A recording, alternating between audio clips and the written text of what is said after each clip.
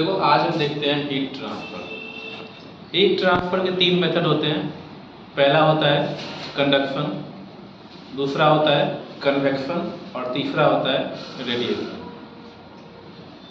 तो पहला मेथड देखते हैं कि आखिर कंडक्शन क्या होता है। अच्छा, कंडक्शन जो होता है वो सिर्फ और सिर्फ सॉलिड के अंदर होता है। कन्वेक्शन जो होता है वो लिक्विड और गैस के अंदर होता है, ठीक है। और रेडिएशन जो होता है, रेडिएशन के लिए हमें किसी भी मीडियम की रिक्वायरमेंट नहीं होती है, ये विदाउट मीडियम ही होता है। जैसे सन से जो एनर्जी हमारे अर्थ पे आती है उसमें किसी भी मीडियम की जरूरत नहीं है, और इसके बीच में बहुत सारा वैक्यूम स्पेस है, फिर भी एनर्जी आ रही है कि नहीं आ रही है? एनर्जी आती है। अगर हमारे घर में कोई लाइट लगी हुई है, ठीक है, तो अगर 100 वाट का बल्ब लगा दो तो उससे एनर्जी आती है। तो बहुत सारे ऐसे प्रोसेस हैं जिसमें रेडिएशन की वजह से एनर्जी एक जगह से दूसरी जगह ट्रांसफर होते हैं। और ये जो रेडिएशन वाली एक प्रोसेस है ये बहुत ही ज़्यादा फास्ट है। ये कभी कभी एग्जाम में आ जाता है कि इसमें से, इन तीनों में से सबसे फास्ट और सबसे स्लो रिएक्शन कौन सा है। तो सबसे स्लो रिएक्शन जो है वो है कंडक्शन का, उससे हल्का सा फास्ट है कन्वेक्शन का, और सबसे ज़्यादा फास्ट है रेडिएशन का। तो सबसे ज़्यादा फास्ट रिएक्शन रेडिएशन का हुआ, उससे स्लो कन्वेक्शन का हुआ, और सबसे ज़्यादा स्लो कंडक्शन का हुआ, ठीक। कंडक्शन सॉलिड में होता है, कन्वेक्शन लिक्विड और गैस में होता है, और रेडिएशन केवल और केवल आपका उसमें किसी भी मीडियम की जरूरत नहीं होती है। क्लियर है? अब हम देखते हैं कन्वेक्शन प्रोसेस क्या है। अच्छा, कन्वेक्शन को समझने के लिए ना, उसको स्टेटमेंट से पहले ना हम एक प्रोसेस समझते हैं, ठीक है। मान लो यहाँ पे क्या है कि ये एक रॉड है, इस रॉड के नीचे हमने क्या लगा रखा है, कोई गैस स्टोव जला दिया, बर्नर लगा रखा है, ठीक है। अब ये बर्नर क्या हो रहा है, बर्नर से हीट क्या हो रहा है, इस रॉड पे जा रहा है, ठीक है। तो इस रॉड के मॉलिक्यूल्स जो है वो एक दूसरे को हीट ट्रांसफर कर रहे हैं, ठीक है। वो खुद डिस्प्लेस नहीं हो रहे, खुद अपनी पोजीशन को छोड़ नहीं रहे। कैसे हो रहा है तो वो देखो, समझो तो देने। मान लो ये रॉड है, थोड़ा सा एक्सपेंडेड फॉर्म रॉड को बनाते हैं, और ये उसके मॉलिक्यूल्स हैं, ऐसे इसके मॉलिक्यूल्स, ठीक है। तो ये क्या करते हैं, जैसे अगर यहाँ पे उसको ज्यादा एनर्जी फील हो रही है तो वो क्या करते हैं ना, बगल वाले को एनर्जी ट्रांसफर कर देते हैं जो इसके आस पड़ोस में होता है। जैसे इधर दे दिया, इधर दे दिया, इधर दे दिया, इधर दे दिया, ऐसे ऐसे वो आस पड़ोस की एनर्जी को, अपनी एनर्जी ट्रांसफर करते चले जाते हैं। अब दूसरे नंबर पे जो मॉलिक्यूल्स हैं, दूसरे नंबर पे जो एटम्स हैं, वो क्या करते हैं, तीसरे वाले को ट्रांसफर करते हैं। तीसरे नंबर पे जो एटम्स है वो क्या करते हैं, चौथे वाले को ट्रांसफर करते हैं, ऐसे ऐसे, ठीक है। तो धीरे धीरे जो Q का अमाउंट यहाँ पे हमने उसको दिया, जितना भी हीट हमने उसको दिया, वो धीरे धीरे कुछ Q कुछ हीट इस तरह फ्लो करने लगते हैं। और इसी ट्रांसफर को, इसी ट्रांसफॉर्मेशन को कंडक्शन प्रोसेस बोला जाता है, ठीक है। देखिए स्टेटमेंट इसका, it is a process in which heat is transmitted from one part of body to another part. मतलब बॉडी के एक पार्ट से दूसरे पार्ट में हीट ट्रांसफर हो रहा है एट ए लोअर टेम्परेचर, मतलब लोअर टेम्परेचर के तरफ हो रहा है। तो हॉटर से लोअर टेम्परेचर की तरफ होता है। कभी भी हीट ट्रांसफर जो होता है तो वो हाई टेम्परेचर से लो टेम्परेचर होता है, ठीक है, थ्रू मॉलिक्यूलर कोलिजन।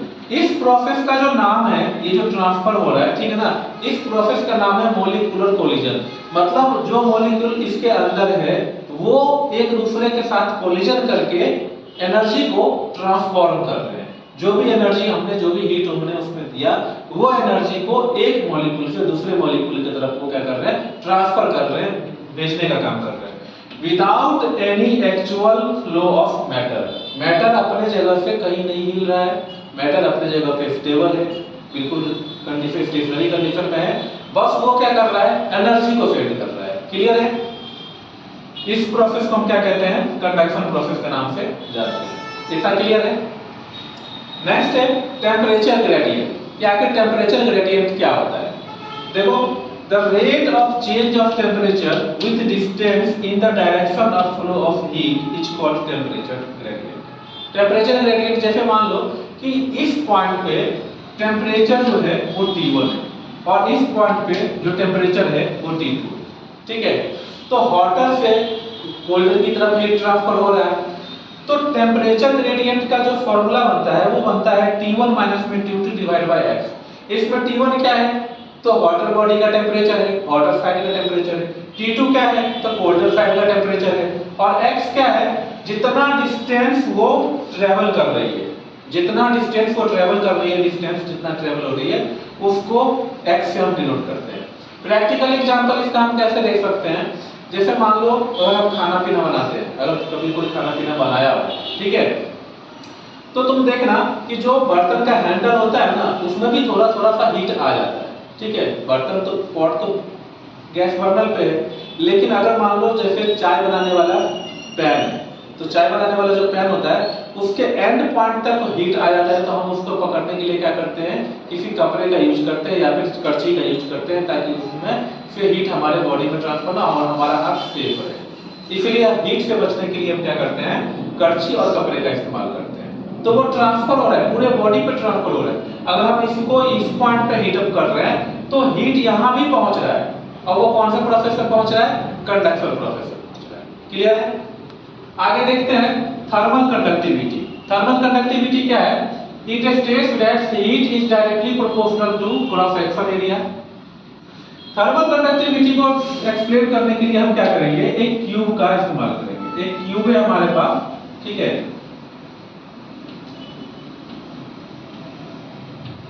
ये एक क्यूब है, ठीक है।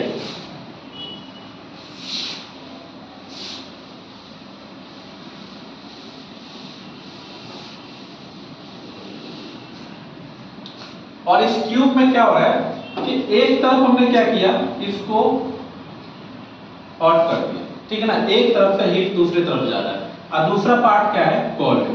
तो ये कोल्ड साइड है और ये क्या है, हॉट साइड, ठीक है। हीट कहां से लेके कहां तक ट्रांसफर हो रहा है, तो यहां से इधर की तरफ जा रहा होगा। तो स्टेटमेंट क्या कहता है, स्टेटमेंट कहता है it states that heat is directly proportional to cross section area. Cross section area के क्या है, डायरेक्टली प्रोपोर्शनल है, मतलब ये जो एरिया इसका बन रहा है ए का, ठीक है ना, ए का जो एरिया बना है वो उसके डायरेक्टली प्रोपोर्शनल में है। नेक्स्ट लाइन में क्या बोला कि टेम्परेचर डिफरेंस, कॉमा लगा के बोला कि directly proportional to temperature difference, मतलब इस पॉइंट का, इस सरफेस का T1 टेम्परेचर रहा होगा और इसका टेम्परेचर डिफरेंस क्या T2 रहा होगा। तो इन दोनों में जो हीट ट्रांसफर होगा वो डायरेक्टली प्रोपोर्शनल होगा T1 माइनस में T2 के, मतलब दोनों के टेम्परेचर डिफरेंस के डायरेक्टली प्रोपोर्शनल होगा। कॉमा लगा के बोल रहा है कि डायरेक्टली प्रोपोर्शनल फिर से किसके है, तो टाइम के, मतलब जितना टाइम हम उसमें हीट फ्लो कर रहे हैं, जितने टाइम तक हम उसमें हीट फ्लो होने देते हैं वो उसका क्या है, डायरेक्टली प्रोपोर्शनल है। और सबसे लास्ट में क्या बोलता है कि heat flow is inversely proportional to thickness, मतलब जितना इसका थिकनेस है ना, इसका साइड का, अगर ये क्यूब है तो इस क्यूब के जितना थिकनेस होगा वो उसके थिकनेस का क्या है, इनवर्सली प्रोपोर्शनल में। चारों इक्वेशन को मिक्स कर दिया हमने, चारों इक्वेशन फ्रॉम एबव इक्वेशन। तो सभी इक्वेशन को मिक्स अप करने के बाद हमें एक इक्वेशन बना, Q directly proportional A T1 minus में T2 इनटू में T divide by x। Q क्या, A क्या है, area of cross section, T1 minus में T2 क्या है, टेम्परेचर डिफरेंस, जिधर से जहां पे जा रहा हो, तो हॉटर से कोल्डर की साइड जा रहा होगा, तो इसका मतलब ये है कि टेम्परेचर T1 ग्रेटर होगा, T2 लोअर होगा, क्योंकि हॉट से कोल्ड की तरफ हीट ट्रैवल हो रहा है। T क्या है, जितने टाइम के लिए हम उसमें हीट प्रोड्यूस कर रहे हैं या फिर हीट दे रहे हैं। x क्या है, उसका थिकनेस, जो साइड है हमारे पास, जो ट्यूब है हमारे पास, उसका थिकनेस। डायरेक्टली प्रोपोर्शनल से इसका साइन हटाया तो Q इक्वल्स में क्या आ गया, Ka T1 माइनस में T2 इनटू में T डिवाइड बाय x। इतना क्लियर है?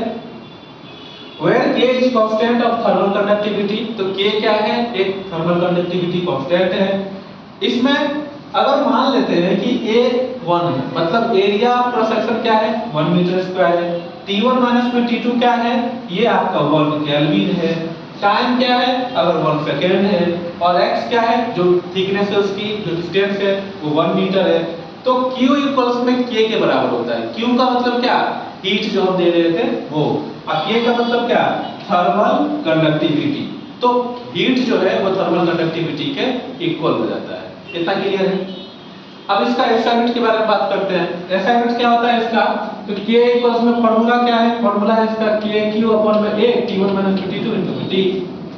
अब Q क्या है? तो हीट का SI यूनिट क्या? जूल। X क्या है? डिस्टेंस, तो क्या? मीटर। एरिया तो मीटर स्क्वायर। T1 - T2 तो केल्विन। और टाइम तो सेकंड। सब कट के कितना आ गया? जूल पर सेकंड पर मीटर पर केल्विन। जूल पर सेकंड पर मीटर पर केल्विन। और जूल पर सेकंड को हम क्या कहते हैं? वाट कहते हैं। तो वाट पर मीटर पर केल्विन, ये दूसरा यूनिट हो गया। फिजियस यूनिट क्या होता है इसका? कैलोरी पर सेकंड पर सेंटीमीटर पर डिग्री सेल्सियस। ठीक है, फिजियस यूनिट क्या है? कैलोरी पर सेकंड पर सेंटीमीटर पर डिग्री सेल्सियस। और डायमेंशन क्या हो जाएगा? तो डायमेंशन हो जाएगा m-2 क्योंकि ये हीट है, l डिस्टेंस है, l स्क्वायर एरिया है, T1 - T2 केल्विन है और टाइम t है। तो कट के कितना आ गया? ml t की पावर -3 k की पावर -1, ये उसका डायमेंशन आ गया। ठीक है, एक लाइन यहाँ पे देखें, बहुत इंपॉर्टेंट लाइन है, कभी कभी बहुत काम आ जाता है। इसमें क्या है कि solid are better conductor than liquid. Solid जो होता है वो हीट का बेटर कंडक्टर है लिक्विड से, और liquid are better conductor than gas. Liquid जो है वो बेटर कंडक्टर है गैस। तो यहाँ पे सोचने वाली बात ये, solid are better conductor than liquid. Solid जो है वो लिक्विड के कंपैरिजन में बेटर कंडक्टर है, अच्छा कंडक्टर है हीट का, और liquid are better conductor than gas. और लिक्विड जो है वो गैस के कंपैरिजन में बेटर कंडक्टर है। तो सबसे वीक कंडक्टर कौन सा होगा? सबसे वीक कंडक्टर क्या हो गया? गैस। उससे भी, और उससे बेटर कंडक्टर कौन हुआ? तो लिक्विड। और सबसे बेटर कंडक्टर कौन हुआ? तो सॉलिड। इस स्टेटमेंट को ध्यान रखें, थर्मल कंडक्टिविटी ऑफ हीट में, थर्मल कंडक्टिविटी ऑफ मेटल में आपको ये बहुत काम आता है। नेक्स्ट पॉइंट है हीट करंट। हीट करंट होता क्या है, पहले इसको समझे सही तरीके से। जैसे इलेक्ट्रिक करंट है, इलेक्ट्रिक करंट है, अगर